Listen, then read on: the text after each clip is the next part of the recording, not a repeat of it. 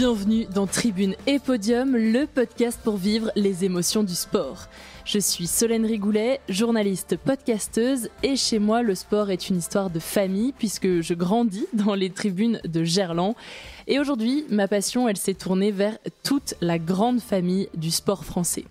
Pour partager cet amour du sport, je te laisse découvrir aujourd'hui une nouvelle histoire et je te souhaite une très bonne écoute. La pression qui retombe, c'est un soulagement, quoi. Savoir que c'était fini avec mon père en Ile-de-France, parce que c'était un peu dur quand même, toutes ces années avec mon père, donc ça me faisait du bien de savoir que ça allait être terminé. Et en plus de finir comme ça, sur une bonne note, c'était incroyable. Je me suis dit, c'est pas possible. On a tout fait parfait, quoi. C'est une dinguerie. Et puis pouvoir gagner des Jeux Olympiques avec une bande de potes, on sort de nulle part. J'ai l'impression que nous, quand tu grandis en tant que Français volleyeur, tu te dis jamais que tu vas gagner des Jeux Olympiques. Et de gagner les Jeux Olympiques comme ça avec ces gars-là. Il faut remonter à l'été 2021. C'est la première fois que je vois mon invité du jour à la télévision. Je suis scotchée devant les Jeux et j'entends parler de l'équipe de France de volley. Match après match, l'engouement augmente autour de cette équipe et parmi eux, Kevin Tilly, membre émérite de cette team mais aussi fils de l'entraîneur. Une position qui marque les esprits, les médias en raffolent et qui impacte aussi forcément la carrière. Kevin Tilly est dans Tribune et Podium. Bonjour Kevin. Bonjour Solène.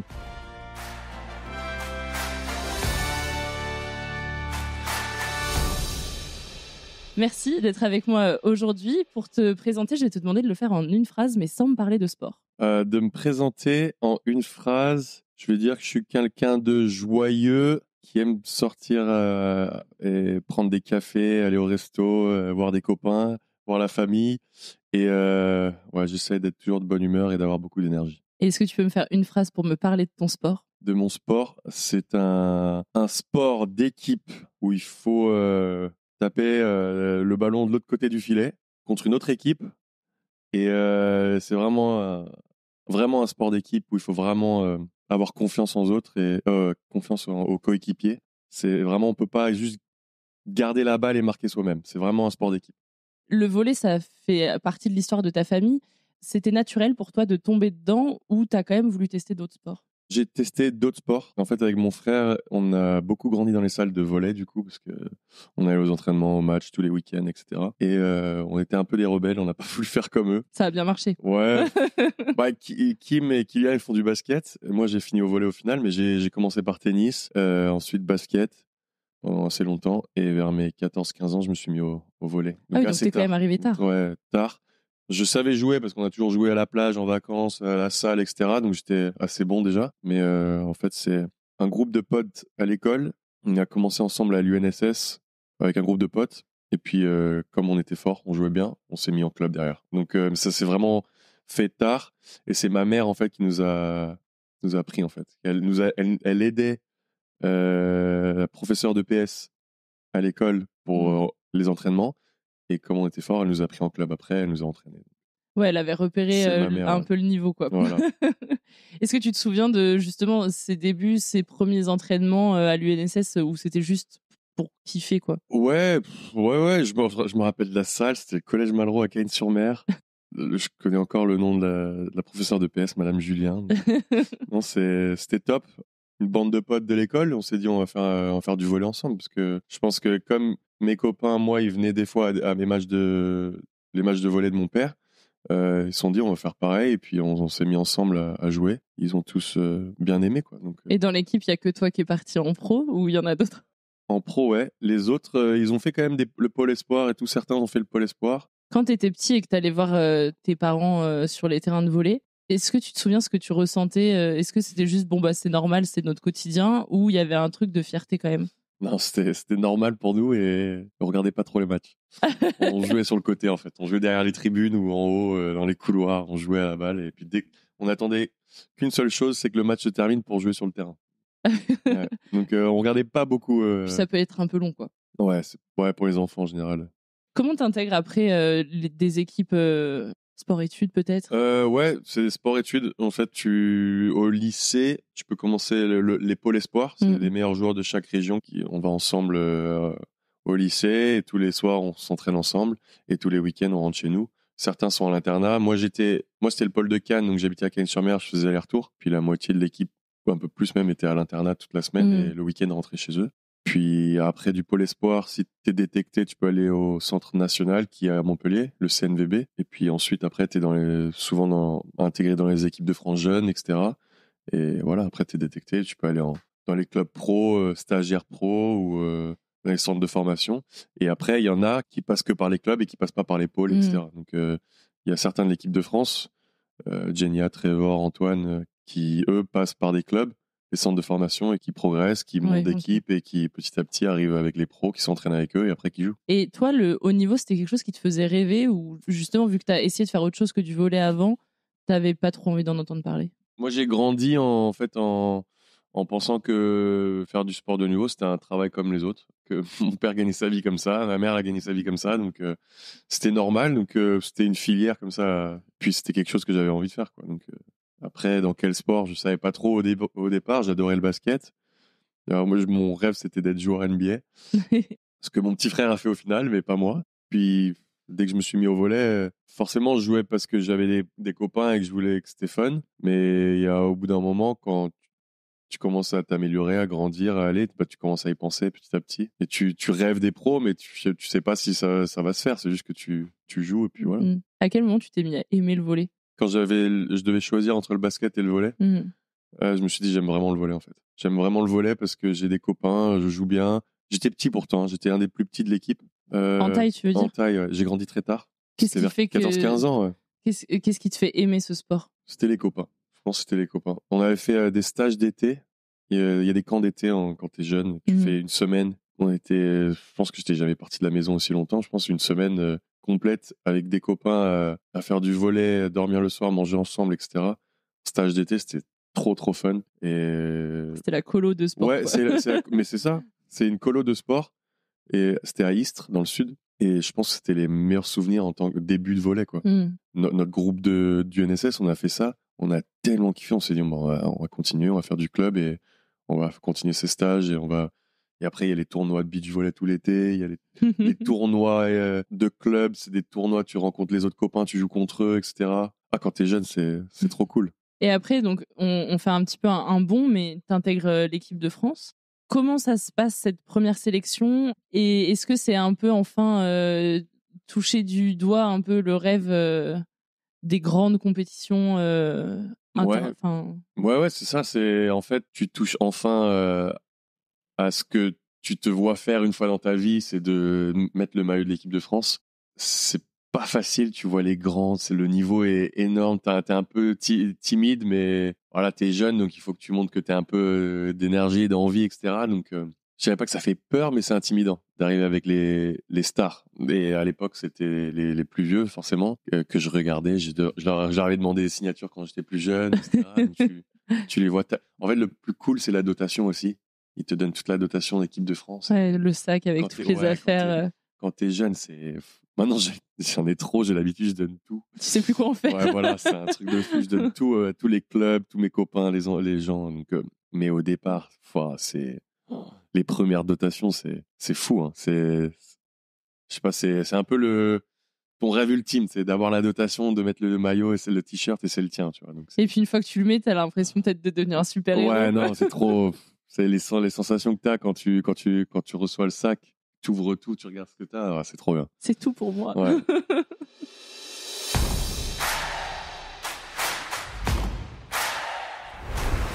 C'était un moment particulier dans le monde entier avec le Covid. Donc, ouais, forcément, en janvier 2020, on se qualifie pour les Jeux Olympiques pour notre deuxième jeu.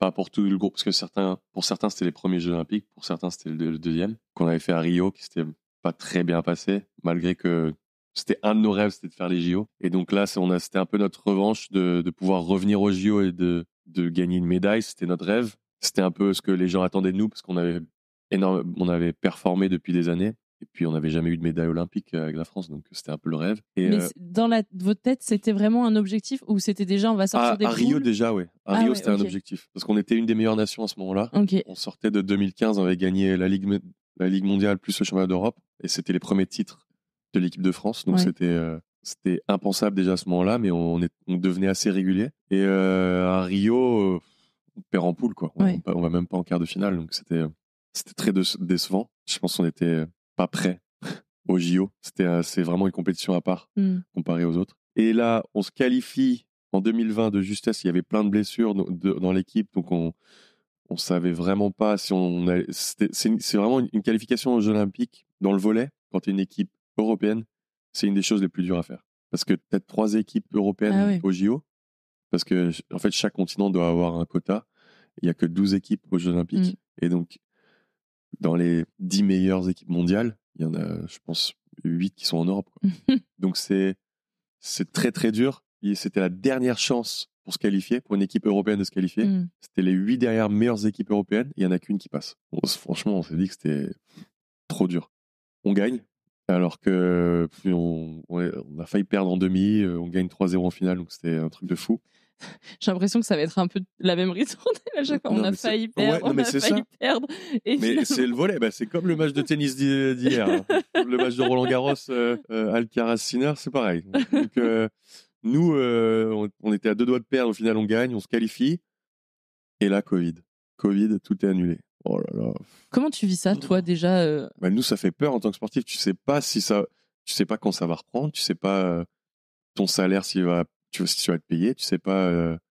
Après, je pense que c'était pareil pour tout le monde, mais ça fait peur. Tu sais pas si tu vas pouvoir jouer encore longtemps. Je connais rien. Je sais pas. La fin du monde. Tu sais pas aussi peut-être comment tu dois continuer de te préparer parce que tu sais pas combien de temps ça dure. Personne ne savait. On avait chacun resté chez soi et essayé de faire du mieux possible pour rester en forme, mais c'est pas facile. Et du coup, c'était pas plus mal pour tous les blessés. Donc moi, j'avais des petites douleurs d'épaule je me suis bien remis du coup. Mais heureusement on a entendu que ça allait être déplacé et qu'ils allaient quand même le faire. Parce qu'il y a eu pas mal de choses qui ont été annulées. Il fallait juste attendre une année de plus. Mais heureusement. C'était vraiment soulageant de savoir qu'on allait les faire quand même. Parce que tu fais tout ça pendant 4 ans pour ton but ultime, c'est de te qualifier aux Jeux Olympiques, d'aller les faire. Et si ça se fait pas, c'est...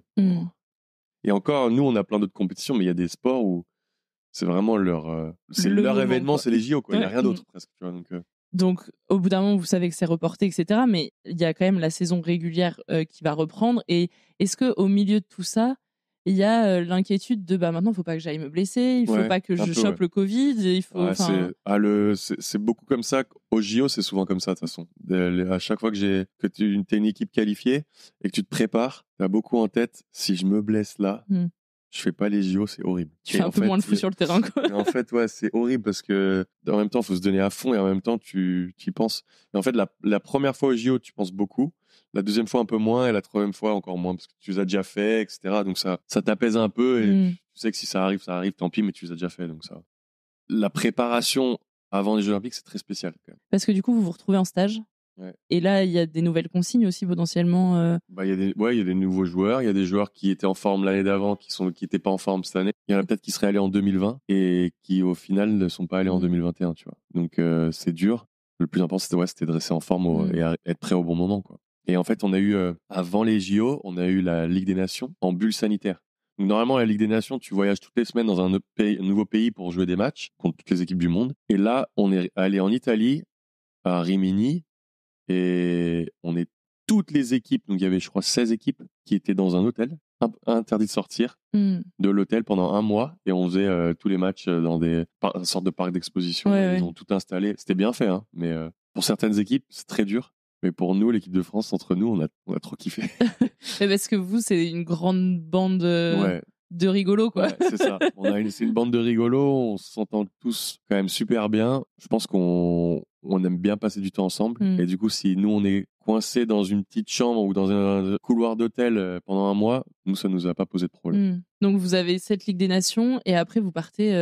Encore en préparation. Ouais, ok. Donc, on refait une préparation cette fois-ci. On était au Japon pour s'acclimater un peu, mais on était à Okinawa. Et là, pareil, les Japonais, ils blaguent pas. Donc, on était dans un hôtel. On ne pouvait pas sortir de l'hôtel. On ne pouvait pas sortir de notre étage cette fois-ci. Et on avait un étage à nous et un autre étage là où on pouvait manger. Et c'était genre un petit salon avec une télé, ping-pong et voilà, quoi. On a fait ça pendant 2-3 semaines avant les Jeux. Mais ça nous a fait du bien, je pense. Ça vous a soudé aussi peut-être dans l'équipe La cohésion, ça nous a vraiment rapprochés. Pour te dire, la bulle sanitaire en VNL à Rimini, on arrive à l'hôtel et on voit notre couloir avec toutes nos chambres. On a des chambres individuelles. Normalement, on est toujours par 2. Et chambres individuelles, on n'a pas l'habitude. Et normalement, c'est mieux, les sportifs préfèrent. Mais sauf que nous, on n'aime pas. Parce qu'on veut toujours être avec quelqu'un. C'est bizarre, hein.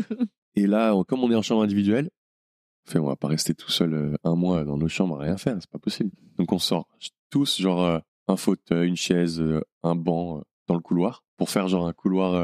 un grand salon. Un grand salon. Et on était là, le jour même qu'on arrive, hein, on commande à manger un peu genre pizza, etc. Parce qu'on voulait pas aller manger à la cantine, on a tous commandé des trucs, et on se regarde tous, on fait, allez les gars, on va tous sur Amazon, on achète tous un truc, vous achetez ce que vous voulez, et on le met dans le couloir.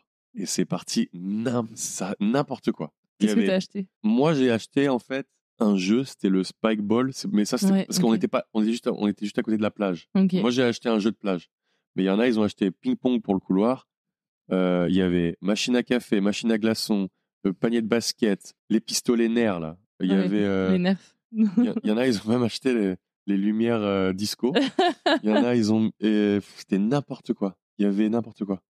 Et en fait, c'était colonie de vacances dans le couloir, et toutes les équipes qui passaient, qui montaient dans leur couloir, ils nous voyaient rigoler. Ça reflète votre équipe, enfin l'ambiance dans l'équipe. Et j'ai l'impression qu'ils étaient dégoûtés. Ils voulaient tous faire comme nous, sauf que personne ne le faisait. Donc, nous aussi, on veut y aller, mais c'est interdit. C'est ça. Donc, c'est un peu l'esprit de notre équipe, quoi. Pour reprendre un petit peu le fil, vous avez des matchs toute la quinzaine. Vous n'avez pas trop de possibilités d'aller voir les autres, de profiter, etc. sur une Olympiade. Ouais. Et surtout que là, vous avez quand même un objectif défini, quoi. Donc, faut pas faire trop les marioles. À Tokyo, surtout c'était très risqué parce que si tu allais voir trop de monde, etc., tu pouvais choper le Covid. Et si tu chopais le Covid, tu te faisais virer du village. Donc, ça faisait très peur. Donc, on n'est pas sortis. On est restés dans nos chambres à jouer à Mario Kart, boire des cafés sur le balcon et rester ensemble, quoi. Donc, on n'est vraiment pas sortis. On n'est pas allé voir d'autres matchs. On n'est pas allé voir d'autres événements du tout. Et ça nous a vraiment fait du bien entre nous, quoi. Et comment se passe la compétition, du coup ? On commence très mal. On commence très très mal. On fait quand même une préparation de dingue. Le niveau qu'on avait en préparation à Okinawa était une des meilleures préparations que j'ai eues. Enfin, on était vraiment tous à meilleur niveau. Et on s'est dit, on arrive le premier match, on s'est dit, on va éclater les Américains. On s'est dit, on arrive, on les tue. Ils nous tuent 3-0. Il n'y avait rien à faire. On a fini ce match, on s'est dit, eux, ils vont faire champion olympique. Et voilà, quoi. Oui, parce que nous, on est à notre meilleur niveau, donc s'ils nous battent, il n'y a pas d'autre. Mais ils nous ont tués. 3-0, il n'y avait rien à faire. Donc on n'a pas vu le jour, quoi. Donc c'était un peu une piqûre de rappel dans le sens, même si tu es à ton meilleur niveau, quand tu arrives au match, c'est différent. Donc, et les autres équipes sont à leur meilleur niveau aussi. Comme on a vécu à Rio. C'était la même chose. On s'est cru vraiment les meilleurs et les autres, ils étaient encore meilleurs. Donc, piqûre de rappel. Il y a une petite engueulade dans le vestiaire avec mon père et un autre joueur, mais je pense qu'il a fait du bien. C'est important de le préciser parce que c'est pas toujours tout rose la vie d'une équipe. Ouais. Mais c'est une engueulade qui derrière permet à l'équipe de se ressouder ou comment ça ? Ouais, un petit peu, ouais. Mais après, ce qui est bien, c'est comme on restait entre nous, il n'y avait pas de gens pas de joueurs qui allaient à droite à gauche parler derrière le dos de quelqu'un. Nous, on n'est pas comme ça, et du coup, on reste soudés ensemble. On va trouver les solutions ensemble, et voilà. Après le deuxième match, on gagne. On était quand même censé gagner. C'était une équipe un peu plus faible. Mais le troisième match, on perd contre une équipe qu'on est censé gagner. 3-2 contre l'Argentine. De nouveau, on se dit, mais voilà, on va faire comme Mario, on va pas passer les poules. Et ciao, quoi. Et en fait, un peu dos au mur, on a un peu ce déclic avec les joueurs où plus rien à perdre, et on joue un peu sans pression sur les 2 derniers matchs, qui nous qualifient de justesse en quart. C'est marrant parce qu'il peut y avoir vraiment le double effet. On n'a plus rien à perdre, donc là, vous n'avez pas eu de pression, mais il peut y avoir aussi le côté... en fait, on est tétanisé par la pression parce que... Ouais, mais dans le sport de haut niveau, j'ai l'impression que si tu as moins de pression, tu es un peu plus libre. Enfin, en tout cas, dans le volley, c'est comme ça. Et c'est toujours dur de jouer des équipes qui ont moins de pression. Parce qu'elles se lâchent, elles ont un peu plus d'agressivité, puisqu'elles tentent un peu plus, et c'est toujours un peu plus dur. Et quand tu as la pression, tu sais que tu dois gagner, tu es un peu crispé. Et mine de rien, on se qualifie de justesse pour les quarts, on finit 4e de poule. Mais vraiment, C'était notre objectif, c'est de passer les poules. On s'est dit, ouais, trop bien. Et les Américains ne passent pas les poules. Et ils ont fait le contraire. Et nous, en sortant de poule, bah pareil, on s'est dit, là, plus rien à perdre, on joue sans pression. Et on joue la meilleure équipe du monde, la Pologne, en quart. Et là, vous vous dites quoi? Bon, bah, on a passé les poules, c'est déjà super. Alors, c'est un peu ça. On se dit, on va jouer les meilleurs. Donc, qu'est-ce on a rien à perdre. On va jouer on va tenter, quoi. Enfin, tenter de. C'est un peu un jeu risqué quand tu joues un peu sans pression, mais tu sais, on savait aussi que les Polonais, ils aiment pas nous jouer. Donc, c'est un peu ça. Tu vois. On a joué un peu là-dessus et eux, ils avaient une bête noire du quart de finale et ils n'avaient pas passé un quart de finale au JO depuis très longtemps, alors que c'est les meilleurs depuis longtemps. Et pareil, ils ont pas passé. On a gagné 3-2. C'était une dinguerie quand on a pas gagné le quart. Là, à ce moment-là, vous vous dites, va falloir aller chercher le métal. Voilà. Enfin, parce que là, il y a quasiment la médaille assurée. Enfin, 3 chances sur 4. Ouais. En fait, d'abord, c'est passé vraiment par étape par étape. On s'est dit, il faut passer la poule. Après, on va essayer de gagner le quart. On va essayer, hein. On les bat. Et là, c'est là où tu te dis, là, c'est là où tu as la pression de merde, il faut gagner la médaille. Et c'est là où ça va être dur. Et on joue contre l'Argentine, une équipe dont on est censé gagner au niveau ranking mondial, joueurs, etc. Mais c'est l'équipe contre qui on avait perdu aussi en poule. Ils sont en train de faire une compète incroyable. Ils jouent super bien, ils sont au-dessus de leur niveau. Et donc, c'est une demi-finale qui fait très peur. Parce que quand tu es dans les 4 derniers, si tu finis 4e des Jeux Olympiques, je pense que c'est très frustrant. Ça fait vraiment peur. Et donc, gagner la demi, ça te sécurise une médaille. Tu vois, donc bon, c'était un match qui faisait très peur. Et on était tous très crispés. On gagne 3-0, mais c'était pas beau à voir. Vraiment.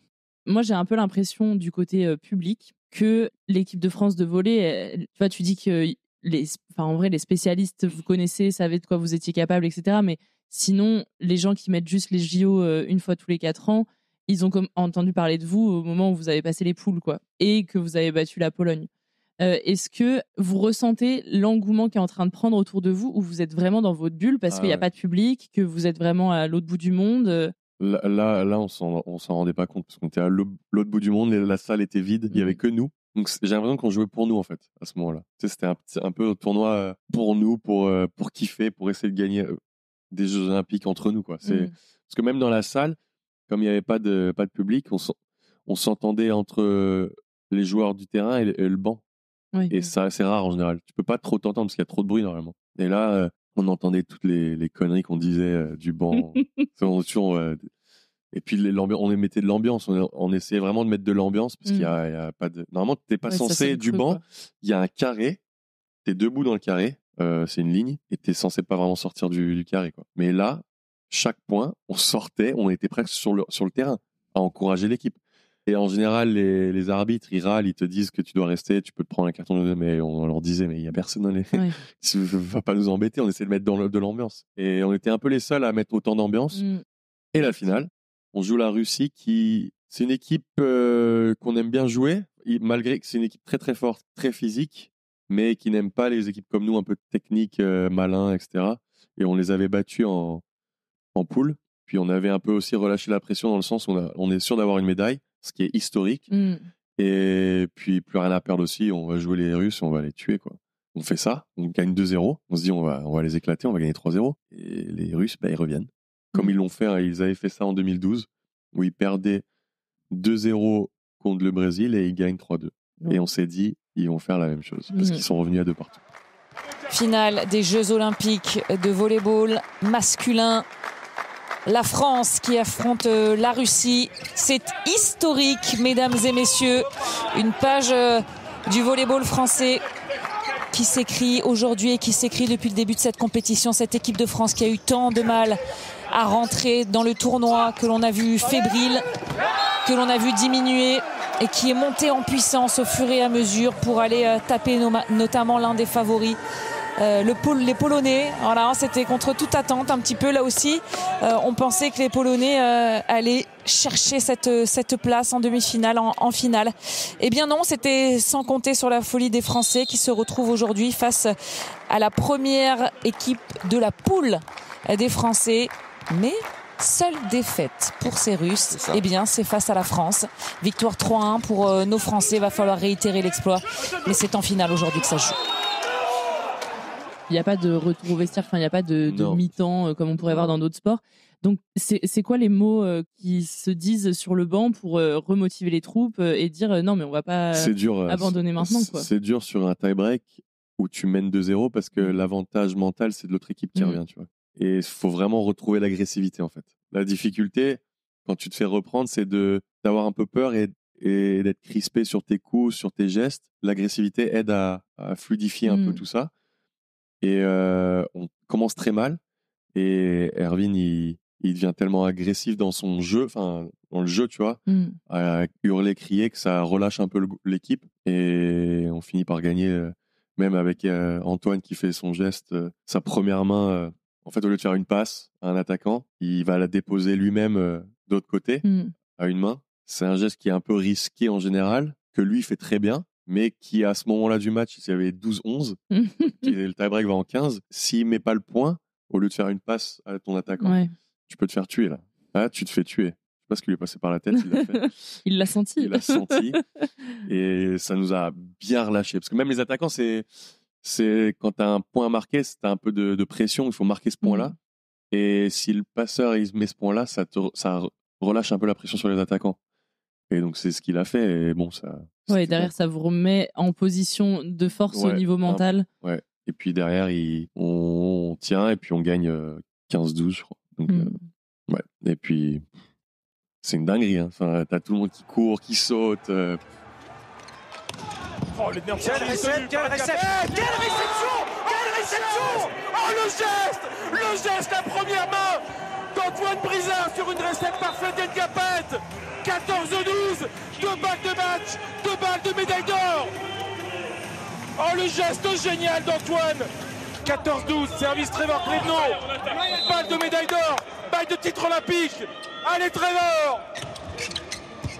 La récepte moyenne, faut le bloquer sur Mirailor. Oui, champion olympique, champion olympique. L'équipe de France est championne olympique, même si on va prendre un challenge du côté des Russes sur cette attaque dehors de Mirailor. C'est sûr. Qu'est-ce qu'on a demandé côté russe? Oh mon Dieu, ce serait un truc de malade. Oh, le challenge d'une vie, là, demandé par les Russes. Non, mais allez dehors. Qu'est-ce qu'ils ont demandé? Ballon in ou out? C'est in et out, c'est sûr, allez dehors. Faut demander une ballon. Je sais pas. Faut aller demander une faute de filet, hein, sinon. Alors, ce ballon, il n'est pas touché. Oui, officiellement, les champions olympiques. Comment toi, tu vis cette victoire? Parce que il y a beaucoup de choses pour toi. Il y a l'équipe avec qui c'est devenu un cercle hyper proche. Ouais. Mais en fait, ton père, c'est aussi l'entraîneur. Et t'es une des seules personnes qui a de la famille pour ces jeux. J'ai fait 10 ans avec la vraie famille dans l'équipe de France. Et donc, comment tu vis ça parce qu'aussi, c'est la dernière de ton père en équipe de France. Donc, il y a aussi Après, il va passer le relais, quoi. Ouais. Bon, on le savait que c'était... Il avait dit que c'était sa dernière compète. Donc, Et le fait de pouvoir gagner les jeux, c'est vraiment un soulagement. La pression qui redescend, tu sais, en fait, t'es tellement concentré durant toute une préparation, même durant toute une saison, hein, mais une préparation, pendant la compète, t'as un truc dans le corps qui lâche pas. Enfin, t'es concentré sans vraiment faire exprès. Même quand tu fais des siestes, tu dors, ton corps, il pense qu'à ça. Il pense qu'à ça. Une fois que c'est fini, t'as le corps qui relâche complet, quoi. C'est une dinguerie, hein, mais la pression qui retombe, c'est un soulagement, quoi. Et moi, de savoir que c'était fini avec mon père en Ile-de-France, parce que c'était un peu dur quand même, toutes ces années avec mon père, donc ça me faisait du bien de savoir que ça allait être terminé. Et en plus de finir comme ça, sur une bonne note, c'était incroyable. Je me suis dit, c'est pas possible. On a tout fait parfait, quoi. C'est une dinguerie. Et puis, pouvoir gagner des Jeux Olympiques avec une bande de potes, un petit groupe de Français un peu foufou, on sort de nulle part. J'ai l'impression que nous, quand tu grandis en tant que Français volleyeur, tu te dis jamais que tu vas gagner les Jeux Olympiques. Et de gagner les Jeux Olympiques comme ça avec ces gars-là, C'est fou. Et en vrai, personne se le dit dans le public non plus. Bah non, il y a personne dans le Parce public. que personne vous connaît. Bah ouais, aussi. Mais non, mais la salle était vide, donc Oui, c'était un peu spécial. Nous, La salle était vide, mais les gens devant la télé, il y en voilà, avait un mais nous, on le paquet. sait pas. En fait, nous, on avait juste, on avait un peu une sorte de rivalité avec les handballeurs qui étaient la chambre à côté de chez nous. On se parlait tous les jours. Comment elle va, elle compète, on regardait leur match. Et là, nos finales, elles étaient en même temps. Oui, bah, tout était le même week-end. Il y avait Ouais. vous, il y avait le basket. Ouais. Enfin, c'était fou, quoi.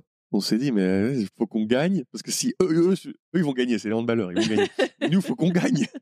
Et en fait, notre match, comme il a été un peu plus long, c'est parti en 5-7. Les gens on regardait le handball et on finit au volley. Quand on a su ça, on savait que tout le monde avait vu le volley. Parce ils avaient tous changé. Puis après, on a célébré tous avec les handballeurs, donc c'était cool.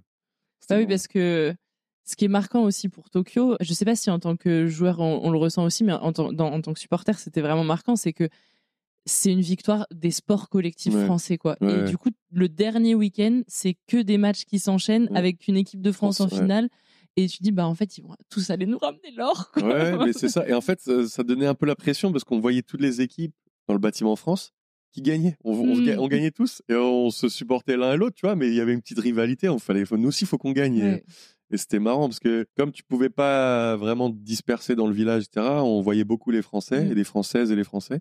Et les derniers jours, c'était dingue. Tout le monde gagnait, tout le monde gagnait des médailles. Donc c'était sympa, quoi.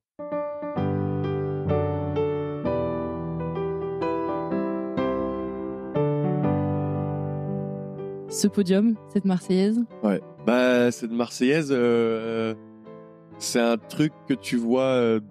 Tu vois le podium aux Jeux Olympiques, tu le vois partout dans tous les sports. Tu vois les athlètes monter et recevoir la médaille et chanter leur hymne national. Et c'est un truc, tu te dis un jour, j'aimerais bien, ça serait bien d'être là, tu vois. Bah, de pouvoir monter avec toute l'équipe, tout en haut, mettre la médaille. Déjà, la médaille, c'est un truc. Moi, j'avais jamais vu de médaille olympique avant qu'ils me la donnent. Ah ouais. J'avais jamais vu.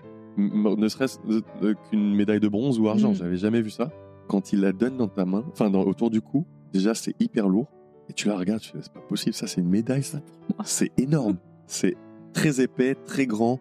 C'est lourd. C'est pas la médaille du championnat UNSS. Ouais, voilà. Ça n'a rien à voir là. Et là, tu te dis t'as gagné quelque chose, quoi. Là, c'est vraiment gagné un truc sérieux.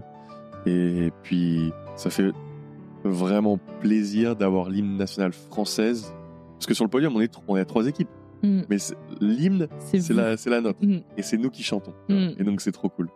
On avait les masques et moi, je l'ai enlevé. On était censé les garder, mais il y en a qui l'ont enlevé. Puis, il y a la moitié de l'équipe qui pleurait. Donc, moi, ça me faisait rire. Donc, Tu chantes à tue-tête. Voilà, on a tous gueulé. Parce que déjà, la Marseillaise, on la chante avant chaque match. Et ça nous fait rire un peu de la chanter un peu fort. Il y en a qui savent pas chanter, il y en a qui savent. Donc, c'est un peu drôle. C'est pour ça que des fois, on rigole pendant la Marseillaise. Et là, c'était juste de la joie, quoi, tu vois.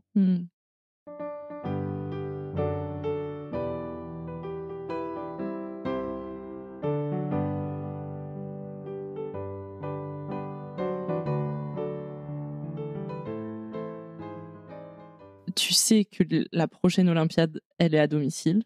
Ouais. Est-ce qu'on y pense rapidement ou ça vient bien plus tard de se dire, bon voilà, maintenant on va être attendu, on va être vraiment acclamé. Donc, ça met un peu de temps quand même. On s'est dit, déjà, on s'est dit qu'on ne pouvait profiter de cette médaille d'or que 3 ans au lieu de 4. Ça faisait chier. Mais on s'est dit, déjà, le groupe qui était là avait envie de continuer parce qu'on n'avait plus cette pression de se qualifier déjà. Donc ça, c'est sûr oui, parce que vous êtes qualifié automatiquement. Voilà, donc il y a moins ce problème de se relancer sur, là c'était 3 ans, mais en général c'est 4, sur une Olympiade et de pas savoir si tu vas te qualifier. Quand tu commences à être vieux, c'est dur. Et là, tu savais que tu étais qualifié, donc il fallait juste être assez bon pour être dans l'équipe, tu vois, pour continuer. Donc il fallait rester en forme, faire le taf et essayer d'être pris dans l'équipe, tu vois. Donc c'était un challenge du groupe tout le monde voulait continuer. Et donc on a eu pratiquement le même groupe. Sur les 12, on était 10 de Tokyo. Ce qui est difficile, c'est que faire un doublé, c'était pas fait il y a plus de 40 ans, quoi. Donc les gens, ils disent ce sera impossible. Et nous, dans le test, c'était un peu ça. Ça va être dur. On a gagné à Tokyo. Maintenant, c'est Paris. On va les faire. Mais bon, ça va être dur de gagner d'autres médailles. Ouais. La pression aussi de jouer à la maison, de se dire bon bah. Dans le volley, les niveaux sont tellement égaux pratiquement que gagner 2 fois d'affilée 3 ou 4 ans d'intervalle, c'est dur. Les Jeux Olympiques. Après le match, la Marseillaise, etc., il y a un moment donné quand même où vous rentrez. Ils avaient installé toute une scène au Trocadéro. Ouais. À ce moment-là, comment vous vivez tout ça? Parce que c'est la première fois que vous célébrez avec du monde. Ouais. Quoi. Bah alors là, c'est là où on a vu que les gens avaient regardé. Ouais. Là, on s'est dit, les gens, ils étaient là, ils nous attendaient. Ouais, on n'était pas tout seuls. Les gens nous avaient dit déjà dans les journalistes, etc., que énormément de Français regardaient la télé. Et donc, bon, on savait qu'en rentrant, que les gens, ils allaient peut-être nous reconnaître un peu plus, etc., dans le volley, etc. Et moi, je pensais que ça allait être plus dans le monde du volley. Donc, les volleyeurs, ils allaient plus te regarder, etc. Mais là, c'est vrai, quand on arrive au Trocadéro, il y avait du monde, quoi. Et ça faisait du bien de voir du monde après autant de salles vides et de bulles sanitaires. Ça a fait du bien d'être dehors et de voir tout le monde célébrer. Et puis, il y avait toutes nos familles qui étaient venues, et enfin, les familles, les amis. Et c'était génial, quoi. Devant la Tour Eiffel, à célébrer un truc de dingue. Donc, c'était top. Quand est-ce que tu réalises? À ce moment-là, un peu. À ce moment-là. Et en fait, le retour dans l'avion était un peu. On a fait la fête avec les handballeurs et les handballeuses, donc c'était marrant. Et on arrive tous ensemble un peu sur. Les derniers, quoi. Ouais, voilà. On arrive tous ensemble au Trocadéro, et donc on va tous faire la fête un peu ensemble, donc c'était sympa. Et on réalise que nous, on voit toujours les handballeurs gagner, et là, on a fait comme eux, quoi. Donc c'était top. Et vous êtes autant attendus derrière par le public, quoi. Ouais. Donc maintenant, ils attendent qu'une chose, c'est qu'on gagne. Ce qui est dur, mais voilà, c'est aussi cool. Qu'est-ce que cette victoire olympique, elle change pour toi dans ta carrière, dans ton état d'esprit? Beaucoup de sérénité, dans le sens où la confiance en soi, les gens, ils te regardent, te respectent plus, ils t'écoutent plus.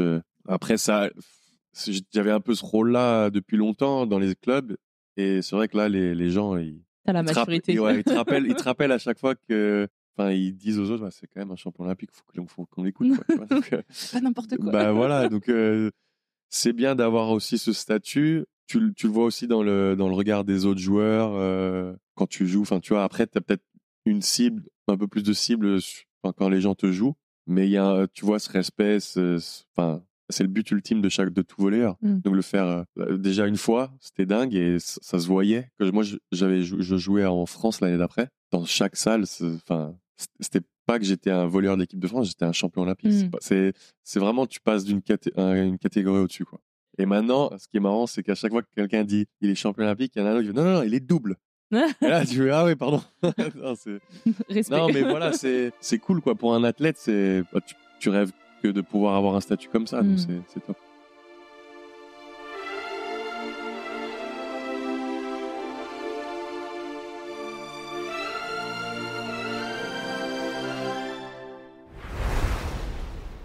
La colère, 2 choses. En général, c'est les arbitres.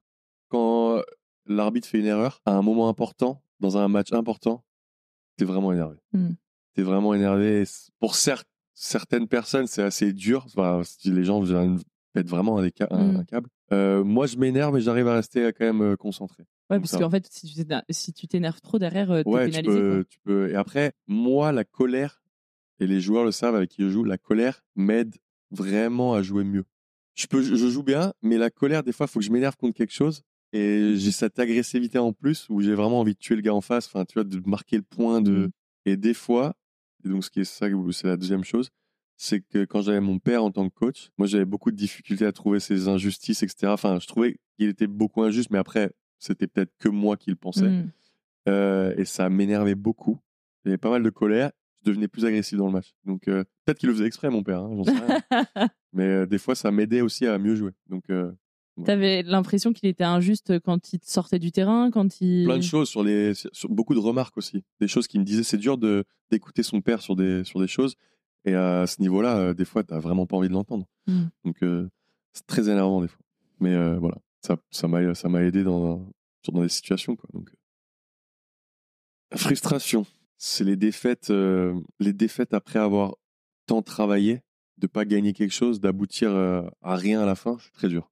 Il y a des compètes où tu fais 1 mois et demi de prépa, tu fais déjà toute la Ligue des Nations, ça dure 2-3 mois.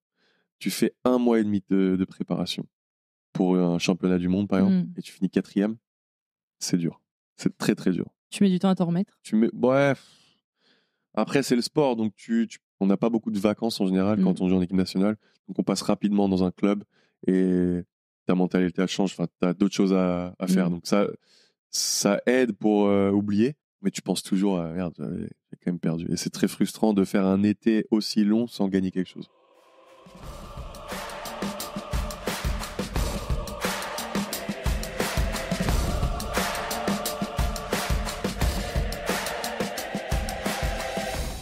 Ta relation avec ton père a pu être compliquée parce que pendant 10 ans, c'était lui ton entraîneur et en même temps, vous êtes parents-enfants, quoi. Ouais. Il y a des moments où tu pouvais plus te l'encadrer? Ouais, tout le temps. Enfin, ça m'arrive souvent. Après, tout le temps, pendant 10 ans? Non, pas tout le temps. Mais c'était dur il fallait que je sépare vraiment père et coach. Je l'ai trop mis dans une case de coach et j'arrivais plus à voir le père. C'était difficile, mais après, ça s'est quand même bien passé. Je suis resté avec lui 10 ans presque. C'était presque 10 ans. Et puis on a super bien fini. Donc, c'était pas facile. C'était beaucoup plus difficile au départ, surtout. Au départ de pouvoir l'écouter. T'étais plus jeune aussi. Ouais, j'étais plus jeune. J'ai envie de plus montrer. Il y a la concurrence. Tu dois prouver plus de temps en temps. Tu vois. Après, ça dépend quel genre de père tu vois, quel genre de coach il est. Mais lui, il voulait vraiment faire montrer que son fils n'allait pas avoir de passe-droit. Voilà. Donc, c'était un peu dur. Mais je préfère que ce soit comme ça. C'était dur à se le dire, mais je préfère que ce soit comme ça. Et moi, je faisais la même chose avec le groupe. J'essayais vraiment de montrer que c'était pas mon père. Donc, il y avait un peu de distance quand même. Est-ce que du coup, parfois, tu t'es un peu effacé du groupe? Non, pas vraiment du groupe, mais de lui. Tu vois. Et je pense que c'était dur pour lui. C'était très difficile pour lui. Voilà, maintenant ça va beaucoup mieux et je pense que ça a créé des liens aussi. Maintenant, on le voit pas souvent encore. Il est encore, lui au Japon, moi je suis en Pologne. Mais maintenant j'ai des enfants, ça se passe beaucoup mieux. Je le vois et moi je le connais d'une manière complètement différente. Je pense que mes deux frères, par exemple. Tu vois. Et ça a créé des liens plus forts, je pense aussi. C'est cool. Mais c'est plus facile d'avoir une relation maintenant qu'il est plus entraîneur. C'est beaucoup. Maintenant, oui. J'ai retrouvé un père, quoi. Tu vois, pendant 10 ans, c'était un peu difficile de le voir pendant les vacances quand on retrouvait toute la famille. J'avais pas trop envie de le voir, quoi, parce que je venais de le voir pendant un mois ou deux. Et puis il me faisait chier pendant un mois ou deux tous les jours à l'entraînement. Donc voilà. Mais maintenant, ça se passe très bien. Je suis très heureux et dès qu'on se voit, c'est super cool. Comme tu l'as dit, tu es double champion olympique. Ouais. Bravo. Merci. On va pas forcément entrer dans le détail de la quinzaine de Paris et des compétitions.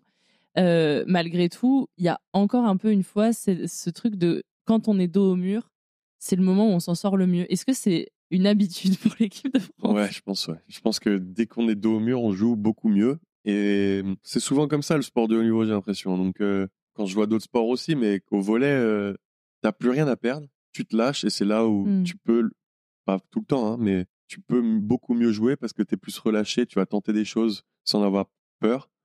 Et c'est là où tu es plus dangereux pour une autre équipe. Et nous c'est ça un peu.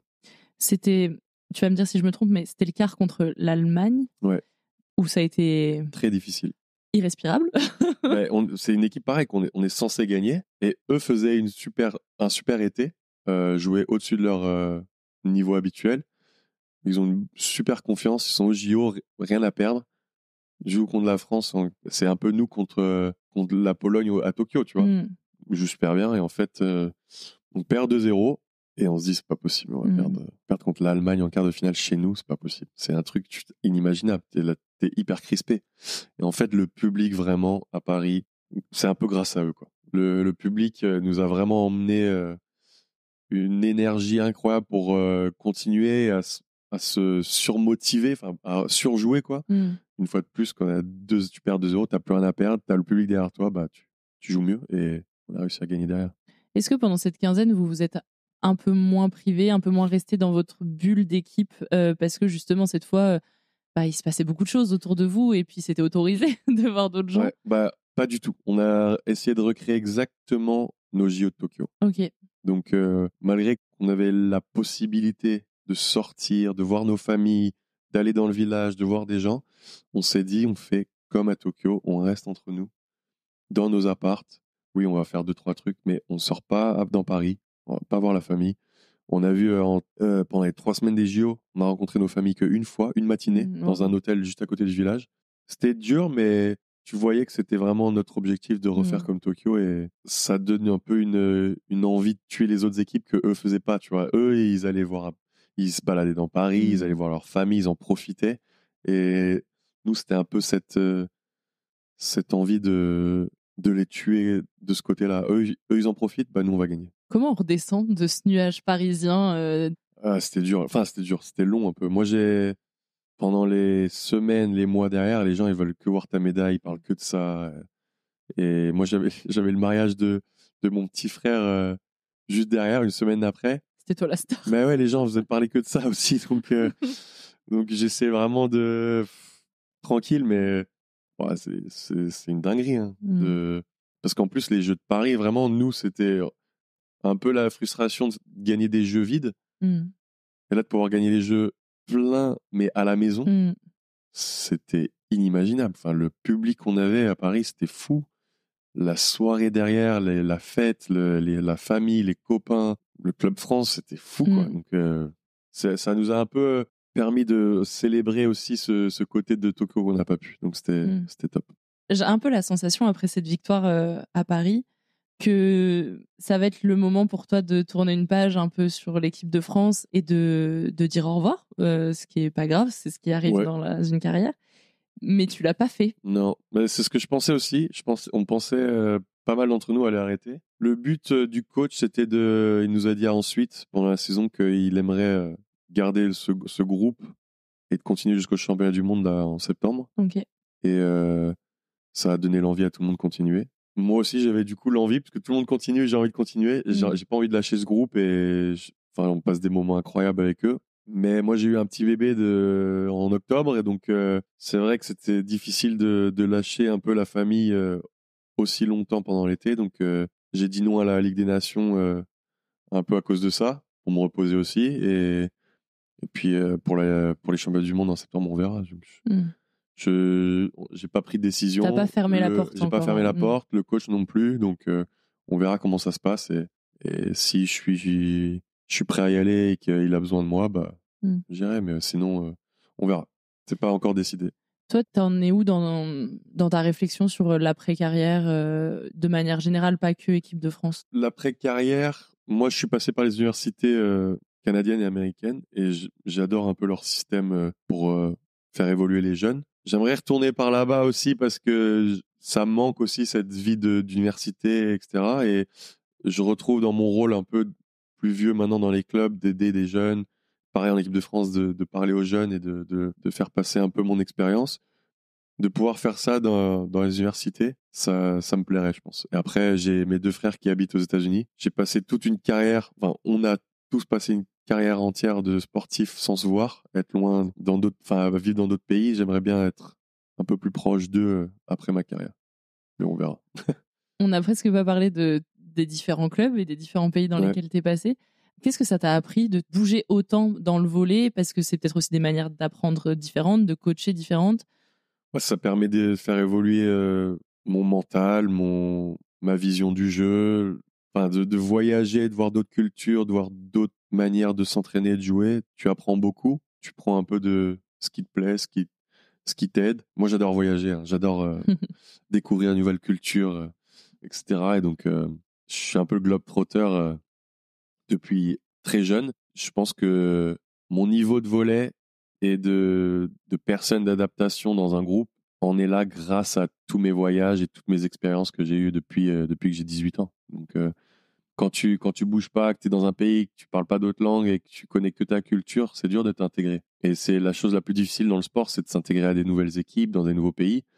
Et moi, c'est la chose la plus simple à faire pour moi. Donc, il y a beaucoup de jeunes, tu leur dis, tu vas partir dans un nouveau pays, tu vas être tout seul, il y a des gens, ils te parlent pas. Et, moi, c'est la dernière chose à laquelle je pense. Donc, ça rend la vie plus facile et vraiment, pour se concentrer pour le volley, c'est le mieux, quoi. Au niveau de la parentalité, parce qu'on pose souvent des questions aux sportives sur leur désir de maternité, comment ça se joue sur une carrière, etc. Toi, évidemment, en termes de performance, ça n'impacte pas. Malgré tout, comment tu vis le fait d'être beaucoup en déplacement, loin de tes proches, de tes enfants? Là, en plus, tu as dit que tu avais eu un nouveau-né. Donc, loin de mes proches, j'en ai l'habitude depuis très longtemps, donc ça va. Loin de mes enfants, c'est dur. C'est surtout dur pour ma femme aussi qui est toute seule. Donc c'est un peu les abandonner. Et je me sens un peu égoïste quand je pars en équipe de France sur plusieurs semaines, plusieurs mois. Et c'est pour ça que cet été, je le fais pas, quoi. Donc ça me fait du mal un peu de les quitter et j'aimerais qu'ils puissent venir partout avec moi, mais c'est pas forcément possible. Donc c'est pas vraiment facile. Après, pendant la saison, ça va parce qu'on est souvent à la maison. Les déplacements, c'est que un ou 2 jours, en général. C'est pas super long, malgré que ça s'accumule quand même sur une année. Mais on est souvent à la maison, donc ça se passe bien. Et c'est vraiment les étés d'équipe de France qui sont difficiles pour quand on est parents, quand on a des enfants.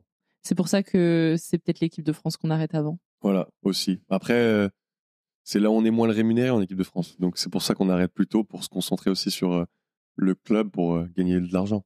Là, donc, le prochain objectif, c'est d'être sélectionné pour les mondes. Pour le moment, c'est les vacances. Ouais. Et après, on verra si je suis prêt à jouer les championnats du monde et que le coach me veut. Ouais. C'est aussi sa décision. Hein, donc, ça serait vraiment l'objectif, le prochain objectif. Et après, en club ? Je reste à Varsovie, j'ai encore 1 an. Et puis, voilà, c'est ma dernière année là-bas de contrat. J'aimerais gagner un titre. On a gagné un titre européen l'année dernière. Cette année, on a fini 3e du championnat.